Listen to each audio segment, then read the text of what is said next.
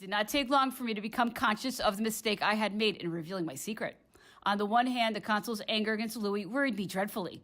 On the other, my mother, who was incapable of keeping any of her feelings to herself, went about complaining to the ladies in waiting about Louis's strange idea of forbidding me to live near her.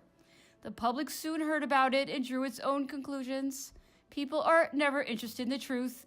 The new and bizarre are what appear to the crowd of idlers who make up society. My husband, who had word that I had not obeyed his orders, wrote me only cold, distant notes. A journey through Belgium, which my mother and the consul undertook, finally put an end to this painful situation. As they were leaving, two young men, members of the Tascher family and cousins of my mother, arrived from Martinique. She did not have the slightest idea what to do with them and asked me to look after the new arrivals. I took care of the younger, who was not in good health. As for the older, who was already 18, I was prudent enough not to ask him to stay at our home. I already knew my husband's character too well. The young man was housed in our old house and came to see me every day. The consul's aides de camp, who on this occasion were leaving their young wives for the first time, confided them to my care with that confidence they always felt toward me. The ladies came and spent the day at my house regularly. Their children, who were about the same age as mine, came with them and formed our principal topic of conversation. Frequently, we would all go together to a play or for a walk, and afterwards each one would take her darling back with her. We also visited the suburbs of Paris, accompanied by Monsieur Agouet, the father of Adele, and my two cousins. I felt myself so thoroughly responsible for the conduct of my young ladies that at a party given by Madame du Lucet at Montmorency, I ventured to blame one of them for her provocative attitude towards a young Russian who was trying to make himself too agreeable to all of us. I reminded her of her husband, of her duties, and she listened to my advice as though it had been that of her mother. Indeed, never have gatherings been more innocent and pure than ours were. Our only interest consisted in caring for our babies and receiving letters from the travelers. I still possess the little account Colonel Severi wrote us describing all the receptions offered the consul and my mother on their trip. The behavior and charm of these young women were so widely spoken of that they aroused the jealousy of certain Parisian beauties. Madame Hamelin, noted and feared for her biting wit, replied to someone who was praising the morals of the consul's court, "What else can you expect? All these young women have just been married. They adore their husbands. There's little enough merit in that. Wait a few years before forming an opinion, and then you may tell a different tale." We were indignant on being told Madame Hamelin's prophecy. Each declared she would prove the cynic was mistaken. As a matter of fact, only one of the group ever was talked about, and she, I admit, was precisely the one who had been flirting at Montmorency. The consul and my mother returned from Belgium after having been received everywhere with demonstrations of great joy and enthusiasm. I continued dining daily with my son at the Tuileries. The consul made him sit in the middle of the table and let him touch everything. He gave him wine and coffee, and though he frequently made the child cry by pinching his cheek or by kissing him too hard, he knew how to win his affection. Every time the consul entered the drawing room, my son would stretch out his arms towards him. This seemed to please my stepfather, and even when he was most preoccupied, his face would brighten at the sight of his nephew. Once, when a morning reception was being held in my mother's apartment, where the ladies at that time were presented to the consul, before being admitted to one of the formal receptions, we waited several moments for him to come downstairs. My son was in his nurse's arms. The consul came in looking very preoccupied, which made us think that the conversation would not be a long one. My son, who was tired of staying in one spot, held out his arms. The consul noticed this, took him from the nurse, and continued to walk back and forth. We watched him. He seemed so absent-minded that we feared he would forget the precious burden he was carrying. However, after a little while, he handed the baby back to the nurse, still without having said a word. Annoyed at being quiet once more, the little boy began to cry and once more stretched out his arms. The consul picked him up again, and this performance lasted half an hour without a word having been spoken. Finally, a message came that the ambassadors were waiting. We entered the drawing room. The consul spoke a few words to the ladies, but he soon stepped up to Whitworth, the English ambassador, and the entire room heard the bitter reproaches with which he assailed him. He spoke of the treaties the English had violated, of the bad faith of the government. I cannot recall his expressions, but the tone in which they were spoken made everyone silent with surprise and fear. His anger made him forget the presence of other people. My mother continued talking to the ladies and attempted to cover his voice by affectionate words in order to palliate the disagreeable effects she feared so violent a discussion would produce. On his return to his study, the consul seemed to have shaken off a heavy burden. His anger had vanished. It was I and my mother who now looked worried. "Well," he said, almost jokingly, "what's the matter? What's happened?" My mother reproved him gently, saying, "You frightened everybody. What will the ladies, who did not know you, who had been so happy to have the opportunity to meet you, think of you now? Instead of being pleasant and polite to them, you insist on talking politics. It really wasn't the moment for that." "Do you mean to say they heard me?" continued the consul. "It's true, I made a mistake. I did not want to come down today. Talleyrand had been telling me things that annoyed me. And then that long, lank idiot of an ambassador stuck himself right under my nose." All Paris heard of the scene that had just taken place. It marked the end of the peace. Hostilities were renewed shortly afterward. By way of retaliation for the English having seized French frigates without warning, the consul gave orders to arrest all Englishmen who appeared to be traveling in France and hold them as prisoners of war. This action seemed so unfair to us that we were deeply grieved about it. We were not able to conceal from my stepfather our sorrow at seeing him act in such a way. "You should have nothing to do with actions which are not just and noble," declared my mother. He took her in his arms and embraced her as he replied, "You are children, both of you." The consul was more susceptible to criticism than he cared to admit.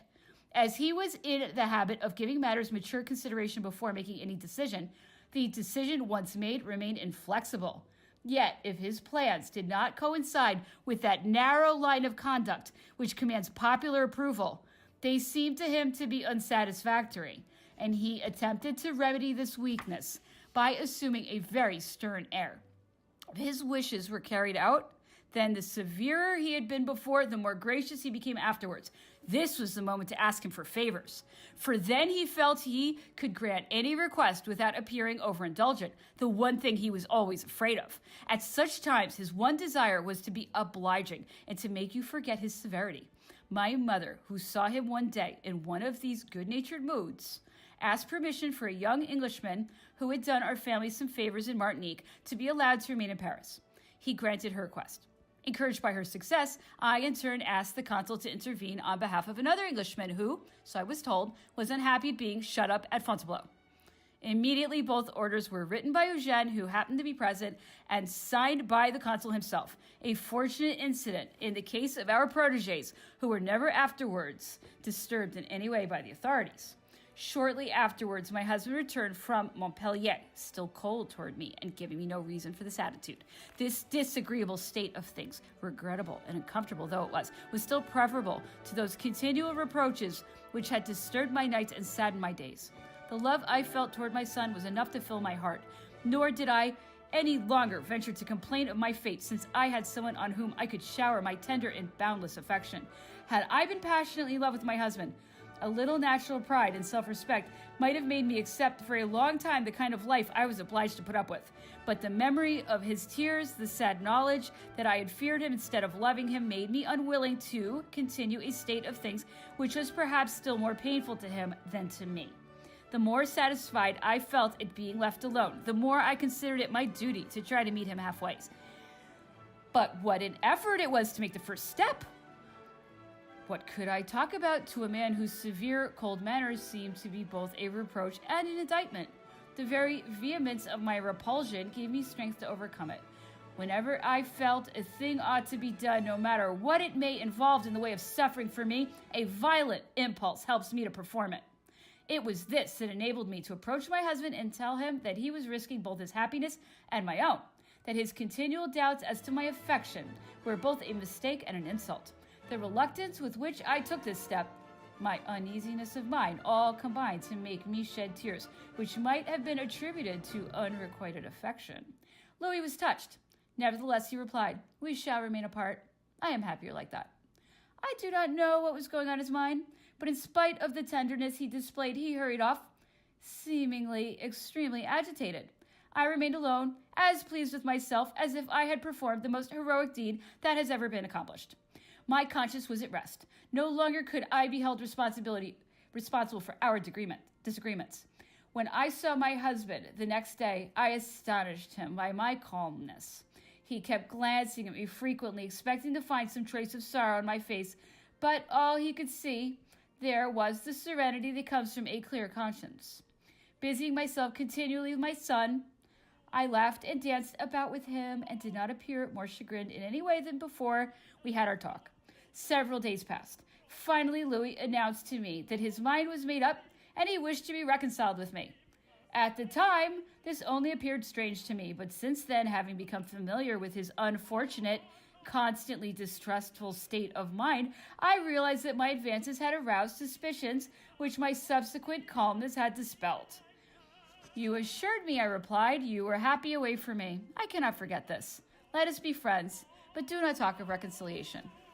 He left me angrily and hastened to announce to his family that he wished a divorce.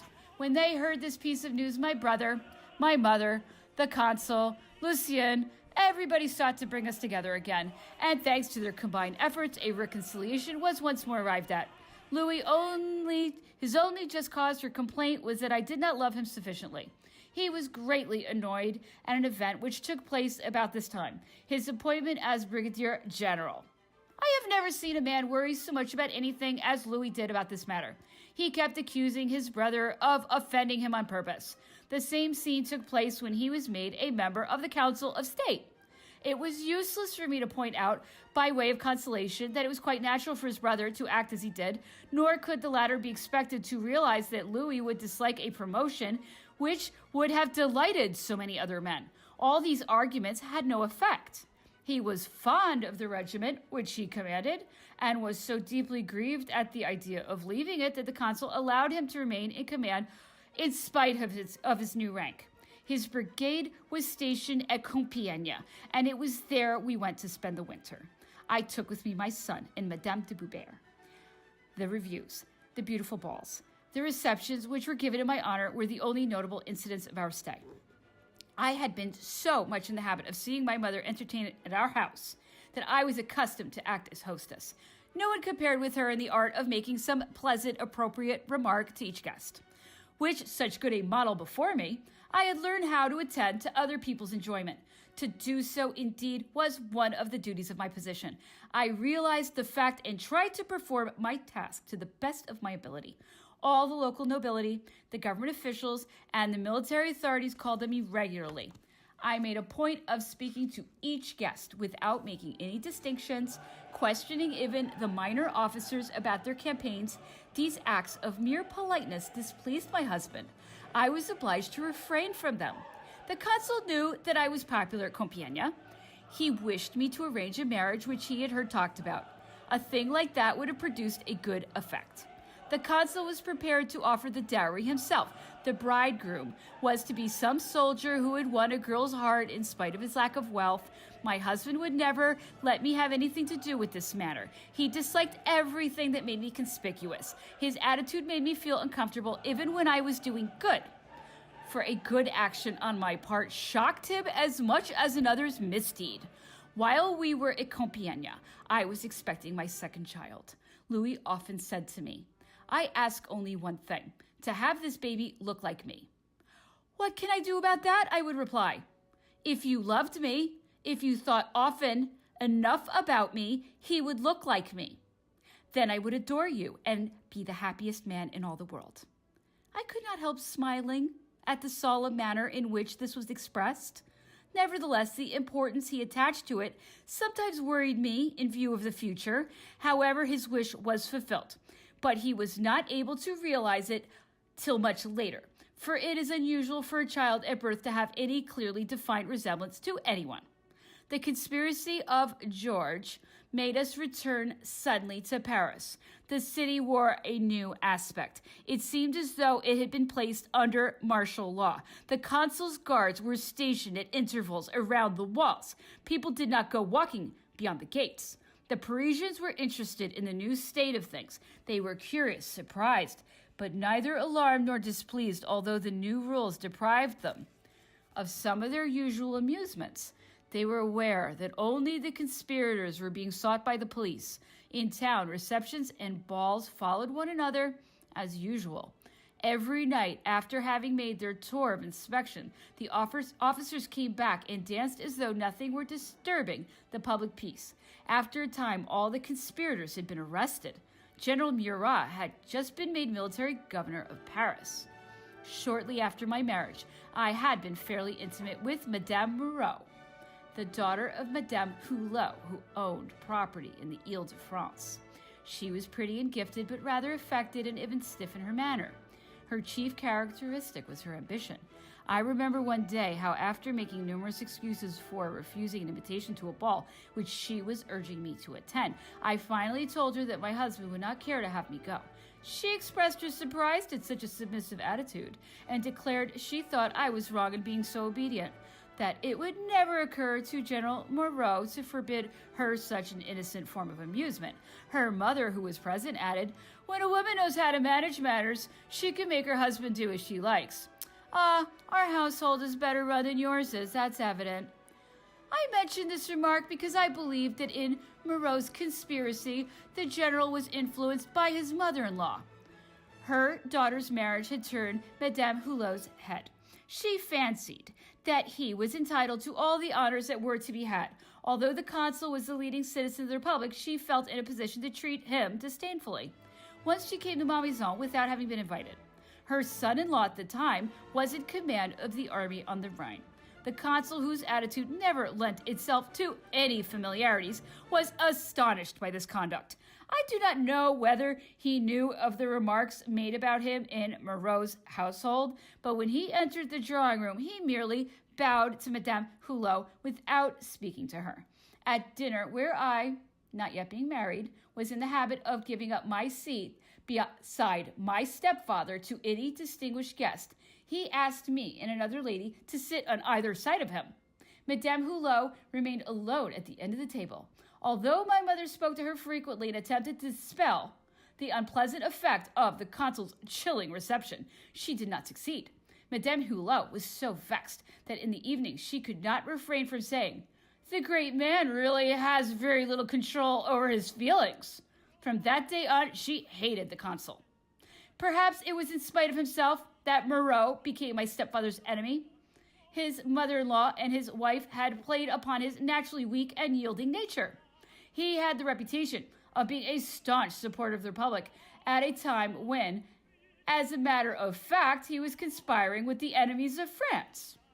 This reputation was shared by those hostile to the consul, and yet, with the exception of Carnot and Lafayette, who were really sincere in their devotion to the Republican form of government, I did not know of any so-called Republicans who did not rally to support his cause so long as it was successful.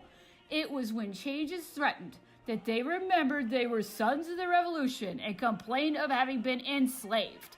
An example of the mentality of Napoleon's enemies may be seen in the case of Moreau, when he declared he would present his cook a saucepan of honor to ridicule the consul's fine gesture when he distributed swords of honor among his troops. The receptions of Madame Moreau were reputed to be the most fashionable in Paris. She gave sumptuous balls, which were attended by all the nobility of the Faubourg Saint-Germain, and was on intimate terms with persons known to hate the existing government. When General Moreau was arrested, cries of indignation were raised throughout the Faubourg. The consul was accused of being jealous of his ability, and the conspirators found many sympathizers. I am well aware that political crimes always deserve a certain amount of indulgence, but surely our moral sense must refuse to condone those which involve the assassination of a human being. The principal persons involved in this conspiracy were the Generals Moreau, La Jolie, Pichegru, Georges, and Messieurs de La Pognac and de Rivière. The two last, just back from England and prominent on account of their families, talked as if killing the consul were something any gentleman should take part in. This view prevailed in a number of salons. Consequently, their death sentence was received with astonishment. Perhaps opinions held by sincere fanatics are especially contagious, or perhaps the fact that the consul was safe caused me to pity those who were about to die. At any rate, the sentences pronounced filled me with grief. Our every thought was how we might secure their repeal. It did not take